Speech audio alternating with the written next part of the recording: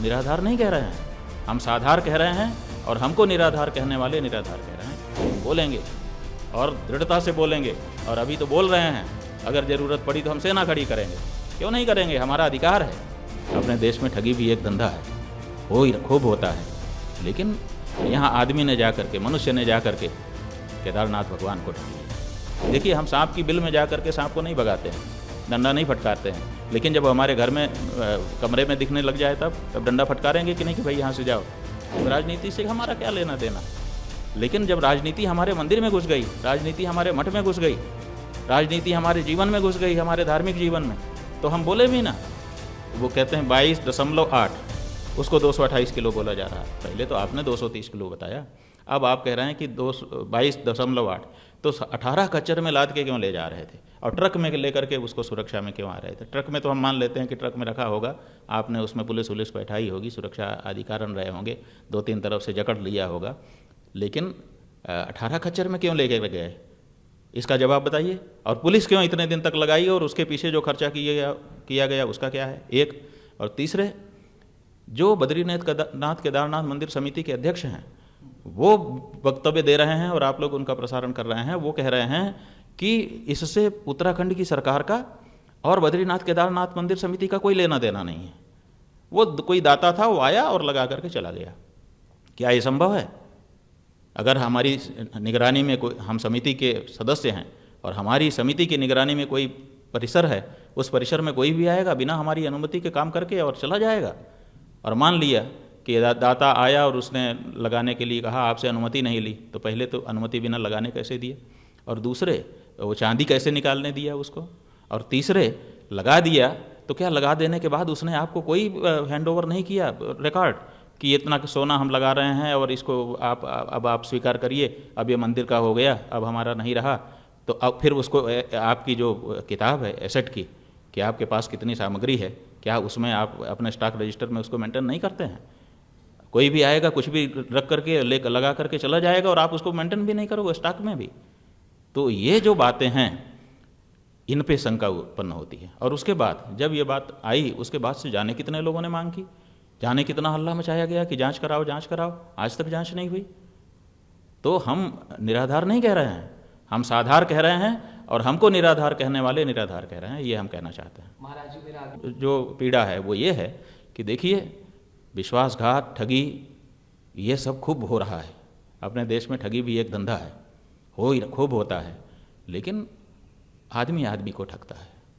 यहाँ एक दूसरी बात हो गई, यहाँ आदमी ने जा करके, मनुष्य ने जा करके केदारनाथ भगवान को ठग लिया। केदारनाथ को भगवान को ठगा जा रहा है। अगर अभी भी हम चुप रहे या कोई भी सनातनी चुप रहा, तो फिर इसके बाद क्या होगा? कोई व्यक्ति को ठग ले तो हम एक बार उपेक्षा कर देंगे कि भाई चलो ये तो चल ही रहा है। लेकिन यहाँ एक व्यक्ति, एक संस्था भगवान केदारनाथ को ठग रही है। तो अब भगवान को जब ठगा जाने लगेगा तो क्या भगवान के पुजारी बोलेंगे नहीं? और हम शंकराचार्य हैं, हमारा धार्मिक क्षेत्र में दायित्व तो बनता है। पहली बात ये। और दूसरी बात आपने कही कि आप राजनीतिज्ञों की तरह बोल रहे हैं, तो हमारा ये कहना है, केदारनाथ के बारे में हम बोल रहे हैं। केदारनाथ भारत की संसद है कि उत्तराखंड की विधानसभा है? हम भारत की संसद के बारे में बोल रहे होते, उत्तराखंड की विधानसभा के बारे में बोल रहे होते, तब आप हमारे ऊपर आरोप लगा सकते थे कि आप राजनीति बोल रहे हो। हम केदारनाथ मंदिर के बारे में बोल रहे हैं, वहाँ के विराजमान देवता के बारे में बोल रहे हैं, उनके साथ हुई ठगी के बारे में बोल रहे हैं, दुष्प्रचार के बारे में बोल रहे हैं, घोटाले के बारे में बोल रहे हैं। और उसके बाद आप कहते हो कि हम राजनीति कर रहे हैं। क्या राजनीति है इसमें? बताओ, कौन सी राजनीति है? हमने किसी राजनीतिज्ञ का नाम लिया? अगर लिया तब भी आप कहो कि भाई आपने राजनीतिज्ञ का नाम लिया इसलिए राजनीति आ गई। हमने विधानसभा, लोकसभा के बारे में कुछ बात की, हमने संविधान के बारे में बात की। हम तो कह रहे हैं सोना जो भगवान को अर्पित हुआ था, हम तो कह रहे हैं केदारनाथ, हम तो कह रहे हैं घोटाला, और ये तो जग जाहिर है, इसमें राजनीति कहाँ है? लेकिन फिर भी हमसे प्रश्न पूछा जाता है कि आप राजनीति कर रहे हैं। फिर वो व्यक्ति कहता है कि ये जो अभी मुक्तेश्वरानंद हैं, ये नेताओं से ज़्यादा प्रेस कॉन्फ्रेंस करते हैं। वो बताएं हमको कि हमने कब प्रेस कॉन्फ्रेंस की राजनीति के इसके बारे में। हमसे प्रश्नपालों ने आकर के पूछा, चलते रास्ते में खड़े थे सब घेर करके, कि नहीं नहीं आपको बात करके जाना है आगे। हमने नहीं बुलाया था। कोई अखबार वाला, कोई चैनल वाला खड़े होकर के उनके साथ कहे या वो प्रस्तुत करें कि हमने किसी को बुलाया हो कि आओ हम केदारनाथ के बारे में बात करना चाहते हैं। कि लोग खड़े थे, घेर करके खड़े थे दरवाजे पर, और जब हम निकले तो उन्होंने कहा नहीं बात करनी पड़ेगी। मैंने अनुरोध किया, जवाब नहीं डाला लेकिन अनुरोध किया। तो हमने कहा ठीक है बोलो, आप क्या पूछना चाहते हो बोल दो। उन्होंने केदारनाथ के बारे में पूछा, हमने अपनी बात कही जो हमारे मन की पीड़ा थी। इसमें राजनीति कहाँ हो गई? और प्रेस कॉन्फ्रेंस हम कब कर रहे हैं? कौन सी सनसनी हम फैला रहे हैं जो पहले ही आपके द्वारा प्रचारित है। जिस समय ये कहा जा रहा था कि मुंबई से ट्रक में सुरक्षा में सोना आ रहा है, उस समय बद्रीनाथ केदारनाथ मंदिर समिति का अध्यक्ष होने के नाते आपने खंडन क्यों नहीं किया कि नहीं नहीं ऐसी बात नहीं है? जिस समय 18 खच्चरों में लाद करके सोना नीचे से ऊपर ले जाने की बात चल रही थी, उस समय केदारनाथ समिति के अध्यक्ष के रूप में आपने क्यों खंडन नहीं किया कि गलत समाचार छापे जा रहे हैं? जिस समय वहाँ पर लगाने के लिए रिपोर्टिंग की जा रही थी कि ये आए हैं, ये आए हैं, ये हो रहा है, ये हो रहा है, एक दिन थोड़े हुआ, ये तो लगातार हफ्तों तक रिपोर्टिंग हो रही थी। उस समय क्यों खंडन नहीं किया गया उनके द्वारा? और जब उसका वीडियो जारी किया गया गर्भगृह के अंदर का, सोने का चमचमाता हुआ चित्र दिखाया गया, उस समय क्यों नहीं कहा गया कि नहीं नहीं सोना नहीं है?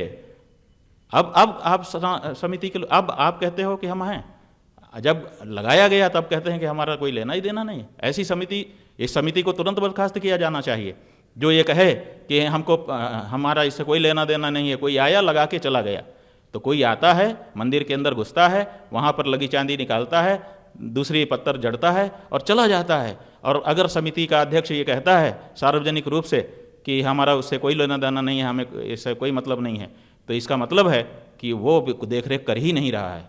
और अगर ऐसा है तो फिर ऐसी समिति का कोई तात्पर्य रहता है? यही नहीं, समिति के लोगों ने जब जब बैठक हुई तब उसमें बात उठाया, मौखिक रूप से उठाया, लिखित रूप से उठाया, इसकी भी रिपोर्टिंग हुई है, लेकिन उसके बाद आज तक जवाब नहीं दिया जा रहा है। ना तो जांच कराई जा रही है, ना तो अध्यक्ष के द्वारा कोई जवाब दिया जा रहा है। और जब शंकराचार्य खड़ा होकर के कहता है, शंकराचार्य के रूप में हमारी एक बड़ी जिम्मेदारी होती है, एक एक शब्द कई बार तौल करके, केवल तौल करके नहीं बोलते हैं, कई बार तौल करके बोलना पड़ता है कि कल को कोई इसमें वो ना आ जाए, क्योंकि हम करोड़ों सनातन धर्मियों का नेतृत्व कर रहे हैं, उनकी तरफ से बोल रहे हैं, हम अकेले व्यक्ति के रूप में नहीं बोलते हैं। जब शंकराचार्य बोलता है तो अपने पूरे समाज की ओर से बोलता है, तो कल को कोई हमारी बात छोटी ना पड़ जाए, ये सोच करके हमको बोलना पड़ता है। और आप कहते हैं कि इनको राजनेता की तरफ से प्रेस कॉन्फ्रेंस कर रहे हैं। हमने कोई प्रेस कॉन्फ्रेंस नहीं की है, यहाँ तक कि इस समय अगर हम आपसे बात कर रहे हैं तो हमने आपको नहीं बुलाया है।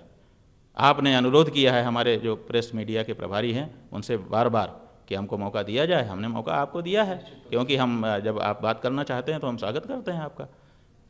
तो ये जो दो आपने बातें कही कि एक तो हम निराधार बात कहते हैं, हमने आपको विस्तार से बता दिया कि हम निराधार नहीं कहते हैं, बल्कि हमको निराधार कहने वाले निराधार बात कर रहे हैं, और दूसरे नेता की तरह से हम व्यवहार कर रहे हैं। ये बात जो हमारे ऊपर आरोप लगाया जाता है ये केवल आरोप है, ये सत्य नहीं है। क्यों? क्योंकि हम प्रेस कॉन्फ्रेंस करते नहीं हैं, लेकिन अगर करनी भी पड़े तो सच की बात को उठाने के लिए हम करने को भी तैयार हैं, और जितनी बार करनी पड़े उतने के लिए भी तैयार हैं। राजनीति हमारा विषय नहीं है, इसलिए हम राजनीति में ज़्यादा नहीं बोलते हैं। हाँ, कभी कभी किसी राजनेता के बारे में कहीं हम बोले होंगे तो उसमें आप विश्लेषण करेंगे तो पाएंगे कि वो राजनेता या उसकी पार्टी कहीं ना कहीं धर्म में घुस रही थी। तो जहाँ धर्म में, देखिए हम सांप की बिल में जा करके सांप को नहीं भगाते हैं, डंडा नहीं फटकारते हैं, लेकिन जब हमारे घर में कमरे में दिखने लग जाए तब डंडा फटकारेंगे कि नहीं कि भाई यहाँ से जाओ। तो उसी तरह से हम राजनीति से हमारा क्या लेना देना, लेकिन जब राजनीति हमारे मंदिर में घुस गई, राजनीति हमारे मठ में घुस गई, राजनीति हमारे जीवन में घुस गई, हमारे धार्मिक जीवन में, तो हम बोले भी ना। ऐसा नहीं हो सकता है। राजनेता जब जब हमारे धर्म स्थानों में या हमारे धार्मिक जीवन में, हमारी धार्मिक परंपराओं में हस्तक्षेप करने की कोशिश करेंगे, उसी के लिए हमको शंकराचार्य बनाया गया है।